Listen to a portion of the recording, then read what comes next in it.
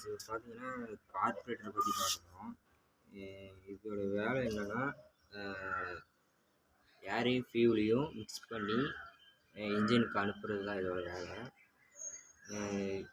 இது இது பார்த்திங்கன்னா இங்கிட்ட வந்து ஏர் இன்டேக் ஆகும். ஏர் ஃபில்டர்லேருந்து ஏர் இதுக்குள்ளே வரும். ஏர் இதுக்குள்ளே வரும்போது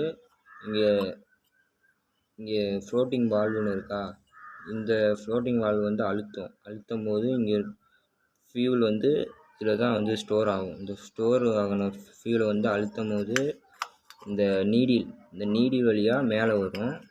மேலே வந்து ஏரும் ஃபியூலும் ஒரே ஏர் இப்படி வரும், ஃபியூல் இப்படி வரும்போது அப்படியே ரெண்டும் மிக்ஸ் ஆகி இன்ஜினுக்குள்ளே போகும்.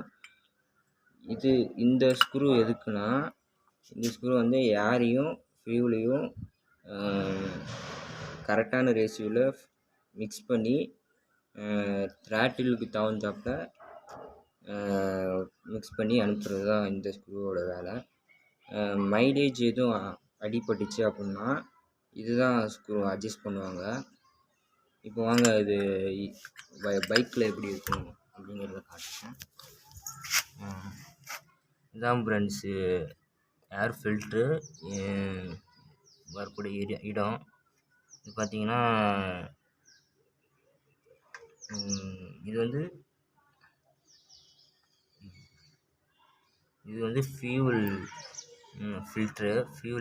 இங்கே வந்து ஃபியூல் ஃபில்ட்ரு ஆகி இந்த சம்புக்குள்ளே வரும். சம்புக்குள்ளே வரும்போது நான் காட்டின இந்த ஃப்ளோட்டிங் வால்வு வந்து ஃப்ளோட் ஆகி, அதாவது ஃபியூல் அழுத்தும் போது நேராக இங்கே வரும். இங்கே வந்து ஃபியூலும் ஏரும் மிக்ஸ் ஆகி இன்ஜினுக்கு போகும். இது வந்து பார்த்திங்கன்னா த்ராட்டில், நம்ம ஆக்சிலேட்டர் கொடுக்குற கேபிள். அங்கிட்டு இங்கே இருக்கிறது வந்து பார்த்திங்கன்னா சோக்கு எதுக்குன்னா, நம்ம எக்ஸ்ட்ரா ஏர் கொடுக்கணும்.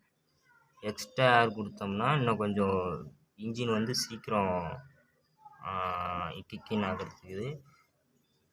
இந்த நான் காட்டின 50 இந்த ஸ்க்ரூ அட்ஜஸ்ட் பண்ணுறது இந்த ஸ்க்ரூ தான் காட்டு. இந்த ஸ்க்ரூவை அட்ஜஸ்ட் பண்ணால் தான் இந்த ஃபியூல் வந்து கண்ட்ரோல் ஆகும். வண்டியோட ஃபியூலும் ஸ்பீடும் மைலேஜும் இதில் தான் கண்ட்ரோல் பண்ணுவாங்க. இதில் வந்து ஒரு 2 த்ரெட்டு மட்டும் இறக்கணும்னா கரெக்டாக இருக்கும்.